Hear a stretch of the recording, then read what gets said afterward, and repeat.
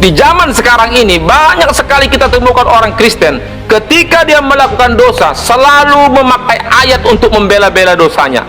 Seharusnya kita memakai ayat itu untuk mengoreksi dosa kita, bukan membela dosa kita. Jadi mengapa banyak orang Kristen banyak hidupnya nggak dipulihkan?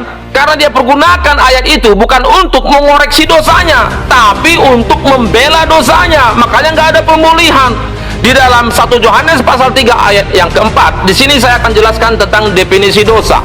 Firman Tuhan mengatakan, setiap orang yang berbuat dosa melanggar juga hukum Allah, sebab dosa ialah pelanggaran hukum Allah. Jadi arti dosa dijelaskan di sini ialah pelanggaran terhadap hukum Allah. Tapi ketika kita sudah melanggar, malah kita bela lagi dosa kita pakai ayat. Mau bagaimana kita mengalami pemulihan? Hal ini pernah dialami oleh Raja Saul ketika dia melakukan dosa. Dia bela dirinya pakai ayat, seolah-olah apa yang dikerjakannya adalah untuk pekerjaan Tuhan. Kita baca dulu kebenaran firman Tuhan di dalam 1 Samuel pasal 15 ayat yang ke-18 sampai yang ke-24. Tuhan telah menyuruh engkau pergi dengan pesan, pergilah, tumpaslah orang-orang berdosa itu, yakni orang Amalek, berperanglah melawan mereka sampai engkau membinasakan mereka. Mengapa engkau tidak mendengarkan suara Tuhan? Mengapa engkau mengambil jarahan dan melakukan apa yang jahat di mata Tuhan?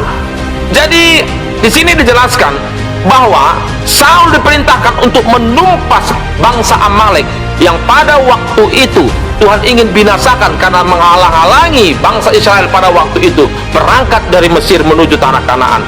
Dan di sini tentu kita bertanya, ya kan firman Tuhan mengatakan jangan membunuh. Itu bagi kita terhadap sesama, dilarang jangan membunuh. Tapi kalau Tuhan membunuh manusia, itu otoritas Tuhan. Makanya segala sesuatu kalau Tuhan perintahkan, itu semua adalah otoritas Tuhan. Karena Tuhan sudah kasih otoritas kepada Saul untuk menumpas, membunuh bangsa Amalek. Itu tidak dosa, kecuali saudara melakukannya itu atas keinginan saudara sendiri. Amin. Dan ayat yang selanjutnya firman Tuhan mengatakan, lalu kata Saul kepada Samuel, aku memang mendengarkan suara Tuhan dan mengikuti jalan yang telah disuruhkan Tuhan kepadaku, dan aku membawa Agag raja orang Amalek, tetapi orang Amalek itu sendiri telah kutumpas. Tetapi rakyat mengambil dari jarahan itu kambing domba dan lembu-lembu yang terbaik dari yang dikhususkan untuk ditumpas itu, untuk mempersembahkan korban kepada Tuhan Allahmu di Gilgal, kata Saul kepada Samuel. Tetapi jawab Samuel, apakah Tuhan berkenan kepada korban bakaran dan korban sembelihan sama seperti kepada mendengarkan suara Tuhan? Sesungguhnya mendengarkan lebih baik daripada korban sembelihan, memperhatikan lebih baik daripada lemak domba-domba jantan. Sebab pendurhaka adalah sama seperti dosa bertenung, dan kedegilan adalah sama seperti menyembah berhala dan terabim. Karena engkau telah menolak firman Tuhan, maka ia telah menolak engkau sebagai raja. Inilah akibat menolak kebenaran firman Tuhan. Akhirnya Saul pun Tuhan copot menjadi raja, di mana awalnya Tuhan perintahkan agar semua ditumpas, jangan ada yang tersisa. Bangsa Amalek beserta rajanya, malah rajanya enggak dibunuh. Begitu juga dengan semua ternak-ternak dombanya. Ini yang gemuk-gemuk dipisahkan dengan alasan ingin memberikan korban untuk Tuhan, seolah-olah Tuhan membutuhkan persembahan Raja Saul. Padahal Alkitab mencatat bahwa dengar-dengaran lebih baik daripada korban sembelihan. Artinya ketaatan kepada firman itu lebih baik daripada apa yang kita korbankan kepada Tuhan. Amin. Karena semua yang kita miliki itu adalah milik Tuhan, dan kapan saja pun bisa Tuhan ambil. Seperti pernyataan daripada Ayub ketika dia jatuh dalam kemiskinan, Tuhan yang memberi, Tuhan yang mengambil. Terpujilah nama Tuhan. Jadi dia mengakui bahwa yang dia miliki itu sumbernya dari Tuhan. Jadi nggak ada yang bisa disombongkan. Amin.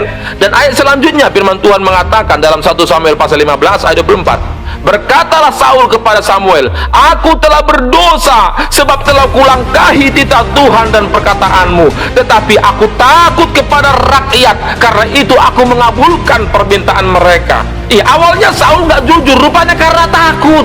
Karena dia takut untuk menegur dosa kesalahan bangsa Israel. Akhirnya apa yang terjadi? Saul akhirnya Tuhan berhentikan menjadi raja Israel.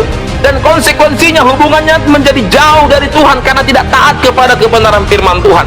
Seberapa banyak kita melihat banyak hamba Tuhan takut untuk menegur, mengoreksi dosa-dosa jemaat Tuhan yang dia gembalakan ketika mereka melakukan kesalahan dan pelanggaran. Karena apa? Karena dia takut orangnya pindah, ikut juga kolektanya pindah, dan lebih parah lagi persepuluhannya pun ikut pindah ke gereja tetangga.